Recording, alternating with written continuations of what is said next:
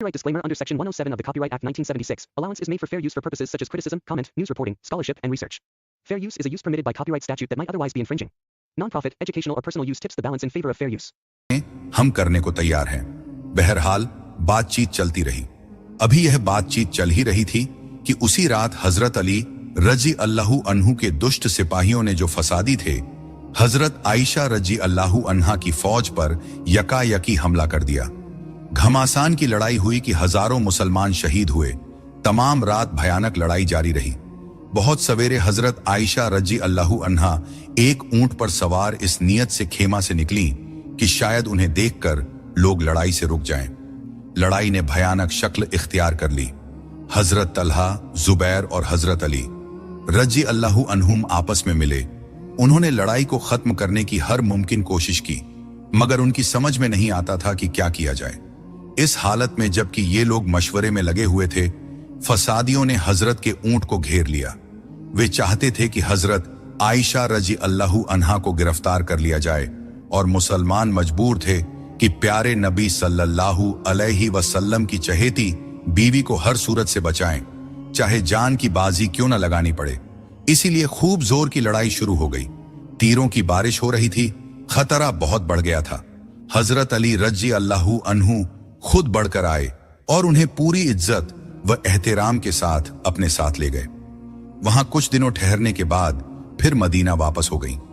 Medina पहुंचकर वह उम्रे के लिए मक्का तशरीफ ले गई।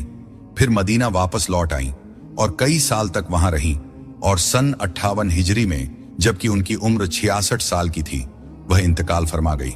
हजरत तलहा और हजरत जुबैर रजी अल्लाहु अन्हुमा को भी फसादियों ने धोखे से शहीद कर दिया।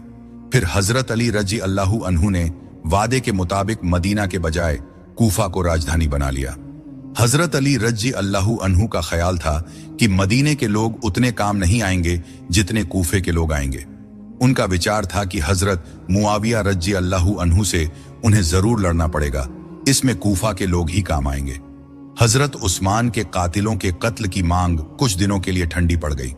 हजरत अली ने अपने चचेरे भाइयों को, जो हजरत अब्बास के बेटे थे, कई जगहों पर गवर्नर की हैसियत से मुरकार किया, मगर इससे कोई फायदा न हुआ और जल्द ही फिर माहौल बिगड़ गया। उश्तुर ने, जो असल फसादियों में से एक था, बसरा में फिर शरारत शुरू कर दी। कहता, हमें हजरत उस्मान के कत्ल से क्या फायदा पहुंचा है? हमने अपने भाइयों तलहा और जुबैर रजी अल्लाहु अन्हुमा को कत्ल करके क्या हासिल किया है? वगैरह वगैरह। हजरत अली रजी अल्लाहु अन्हु ने मुंह बंद करने के लिए उसे एक ओहदा भी दे दिया, लेकिन उसका कोई फायदा न हुआ। मिस्र में और सरहदों पर बगावत शुरू हो गई। हजरत मुआविया रजी अल्लाहु अन्हु जो भरे बैठे थे, वह अलग। अमीरुल मोमिनीन हजरत अली रजी अल्लाहु अन्हु की राजधानी की तब्दीली के बाद कुछ वक्त अमन रहा, इसलिए आसपास के लोग अमीरुल मोमिनीन की बैयत लेने के लिए झुट के झुट कूफा आने शुरू हुए। एक बद्दू सरदार के साथ अमीर मुआविया रजी अल्लाहु अन्हु के तल्लुकात बड़े अच्छे थे और वह कूफा का रहने वाला था। हजरत अली रजी अल्लाहु अन्हु ने उन्हें अमीर मुआविया रजी अल्लाहु अन्हु के पास पैगाम देकर भेजा कि वह अमीरुल मोमिनीन की बैत कर लें और इस्लामी हुकूमत को बिखरने और टूटने से बचा लें। अमीर मुआविया रजी अल्लाहु अन्हु ने अपने दोस्त बहू सरदार की बहुत आवभगत की और अर्ज किया कि मुझे बैत लेने में कतई कोई इनकार नहीं है। मुझे इसका भी डर नहीं है कि मेरे न करने से इस्लामी हुकूमत बिखर सकती है, मगर जब तक हजरत उस्मान रजी अल्लाहु अन्हु के कातिलों से बदला न लिया जाए, मेरा बैत लेना नामुमकिन है। इतना ही नहीं, हम शामी सरदारों ने कसम खाई है कि हम सोने के लिए बिस्तर और पलंग इस्तेमाल नहीं करेंगे, गुस्ल न करेंगे, जब तक कि हम कातिलों को तलवार की धार पर न चढ़ा लें। हजरत अली रजी अल्लाहु अन्हु को जब सब बातें मालूम हुई तो कातिलों को मारने के बजाय उन्होंने अमीर मुआविया रजी अल्लाहु अन्हु से लड़ने का ही फैसला किया। 50,000 की फौज लेकर हजरत अली रजी अल्लाहु अन्हु खुद आगे बढ़े। अमीर मुआविया की फौज भी मुकाबले पर आ डटी। पहले बातचीत का दौर शुरू हुआ, लेकिन वह नाकाम रही। फौजें आमने सामने डटी रहीं, लेकिन दोनों को इसी का इंतजार रहा कि शायद मामला बातचीत से हल हो जाए और खूनी ना हो। इसी बीच नया साल शुरू हो गया।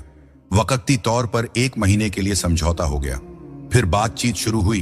हर फरीक अपनी जिद पर अड़ा हुआ था, इसलिए बेहतर नतीजा नहीं निकल सका। ये वक्ती समझौते की मुद्दत भी खत्म हो गई। हजरत अली रजी अल्लाहु अन्हु ने नए सिरे से जंग की तैयारियां शुरू कर दी। हालात बद से बदतर होते चले गए। लड़ाई छिड़ गई, घमासान की लड़ाई। फैसला न हो सका, मामला खुदा को सौंप दिया गया। तय हुआ कि हर फरीक अपना एक आदमी मुकर्रर कर दे और वह खुदा के हुक्म के मुताबिक जो फैसला दें उस पर अमल करें। 2 आदमी हजरत अमर बिन आस और हजरत मूसा अशरी मुरकार किए गए। समझौते के मुताबिक सरपंच 400 सवारों के साथ निहायत शान व शौकत से दौमतुल जंदल में, जो कूफा और दमिश्क के दरमियान वाक़े है, इकट्ठा हुए। एक आलीशान खेमे के चारों तरफ गार्ड लगा दिए गए कि कोई बीच में खलल न डाल सके। देर तक हर पहलू पर बातें होती रहीं। अब्बू मूसा और अमर इस पर एक राय थे कि हजरत उस्मान का कत्ल जालिमाना और नाजायज था। अमर ने निहायत होशियारी से कहा कि अमीर मुआविया की मांग जायज और दुरुस्त है कि उस्मान के कातिलों से बदला लेना जरूरी है। ऐसी हालत में हम क्यों ना अमीरम मुआविया को अपना खलीफा बनाएं। अब्बू मूसा ने जवाब दिया कि इस मांग करने से अमीर मुआविया हजरत उस्मान के जानशीन नहीं हो सकते। गरज यह कि हर पहलू से बहस हुई, लेकिन किसी नतीजे पर न पहुंच सके। बस राय बनी तो यह कि हजरत अली अगर खलीफा न रहें तो फितना फसाद रुक सकता है, लेकिन फिर कौन हो, इस पर एक राय नहीं बन सकी। जब हजरत अली ने सरपंच तय कर लिए तो उनकी फौज में एक जमात इस किस्म की पैदा हुई जो सरपंचों को बिल्कुल पसंद न करती थी। इन लोगों ने हजरत अली की फौज से अलग होकर अपना इंतजाम कर लिया। इस तरह एक बागी फौज तैयार हो गई जिनका नारा था, फैसला खुदा के हाथ है। उनका उसूल था कि किसी बादशाह या खलीफा की जरूरत नहीं है, मुसलमानों पर हुकूमत एक मजलिस के जरिए होनी चाहिए। ये निकलने वाले खवारिज कहलाए। हजरत अली रजी अल्लाहु अन्हु ने अपने चचेरे भाई इब्ने अब्बास रजी अल्लाहु अन्हु को खारजियों के सरदार के पास भेजा कि वे उनसे बात करके उन्हें सीधे रास्ते पर लाएं, मगर कोई नतीजा न निकला। इसके बाद हजरत अली रजी अल्लाहु अन्हु ने उनके सरदार को समझाया। उनकी बातों का उन पर अच्छा असर पड़ा। उन्होंने हजरत अली रजी अल्लाहु अन्हु की बातें मान ली और अपना कैंप तोड़कर अपने अपने घरों को चले गए। पंचों का फैसला आते ही उन्होंने हजरत अली के विरोध पर कमर कस लिया। फिर गवर्नर ने उन्हें बसरा से निकाल दिया। ये सब कूफा की पार्टी से जा मिले। सरपंचों के फैसले के बाद हजरत अली रजी अल्लाहु अन्हु ने अमीर मुआविया रजी अल्लाहु अन्हु पर फिर से हमले की तैयारी शुरू कर दी। एक बड़ी फौज तैयार हो गई। अभी वह शाम की तरफ चले ही थे कि उन्हें पैगाम पहुंचा कि खारजियों ने कत्ल व गारत से मुल्क में बहुत बुरी तरह अशांति फैला रखी है। अगर इसकी रोकथाम न की गई तो खतरा यह है कि यह फितना कोई और रंग न इख्तियार कर ले। इन लोगों को इसी हालत में पीछे छोड़कर जाना मुनासिब नहीं। हजरत अली रजी अल्लाहु अन्हु को यह राय पसंद आई और वह बजाय शाम देश के दजला को पार करके नहरवान जा पहुंचे। खारजियों को पैगाम भिजवाया कि हथियार डालकर फौरन इताअत कर लो। बातचीत का सिलसिला कई दिन तक चला।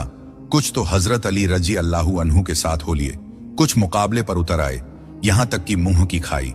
कुछ भाग गए और कुछ मारे गए। जो भाग गए छिपे तौर पर बगावत फितना फसाद फैलाने लगे। अगरचे उन्हें फिर दबा दिया गया, लेकिन मौका पाते ही वे फिर सर उठाने लगते। इन तमाम मुसीबतों से हजरत अली रजी अल्लाहु अन्हु कुछ परेशान हो गए। इन हालात में वह हजरत मुआविया रजी अल्लाहु अन्हु का क्या मुकाबला करते।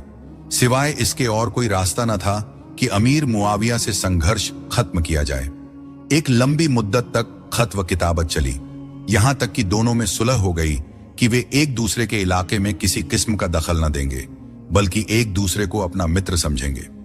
हजरत अली और अमीर मुआविया में सुलह क्या हुई कि खारजियों के सब मंसूबे फेल हो गए। अब उनकी कोशिश ये हो गई कि इन दोनों की हुकूमतों का खात्मा कर दिया जाए। इनमें से बहुत से मक्का मदीना जाकर बस गए। हालात पर वह बराबर गौर करते रहे, यहां तक कि एक दिन वह इस नतीजे पर पहुंचे कि कुछ जान पर खेलने वाले ऐसे तैयार किए जाएं जो इन दोनों का खात्मा कर दें। साथ ही अमर की भी जान लें कि उनका भी बहुत असर था। उन्होंने अपनी तलवारों को तेज झर में बुझाया और कुरान को हाथ में लेकर कसम खाई कि या तो वे अपना फर्ज अदा करेंगे या इस कोशिश में अपनी जान गंवा देना पसंद कर लेंगे। इस काम के लिए जुमा का दिन तय हुआ। इत्तेफाक कहिए या कुदरत का खेल कि उस जुमा को हजरत अमर बीमार पड़ गए, मस्जिद न आए। उनकी जगह उनके नायब ने नमाज पढ़ाई और कातिल के हाथों शहीद हुए। अमीर मुआविया रजी अल्लाहु अन्हु बुरी तरह घायल हुए। अमीरुल मोमिनीन हजरत अली का कत्ल। एक आदमी इब्ने मुल्जिम के सिपुर्द हुआ।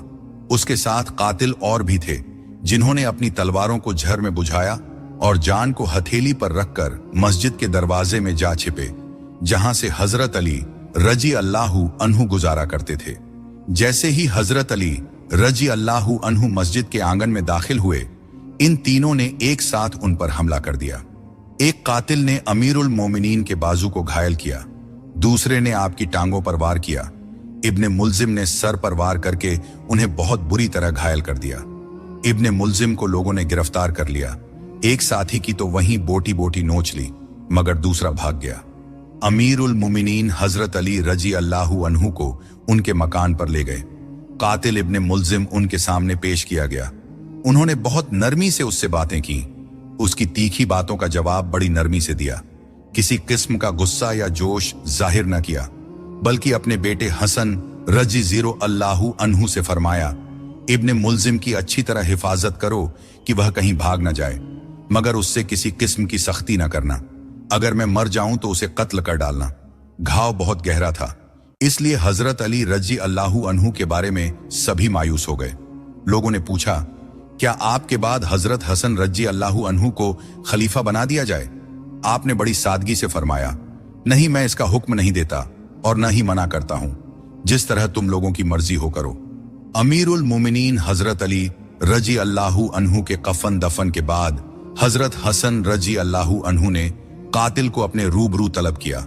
उसने अपने नापाक इरादे का निडर होकर जिक्र किया। आखिर में उसे कत्ल कर दिया गया। दोस्तों, हजरत अली का यह किस्सा आपको कैसा लगा?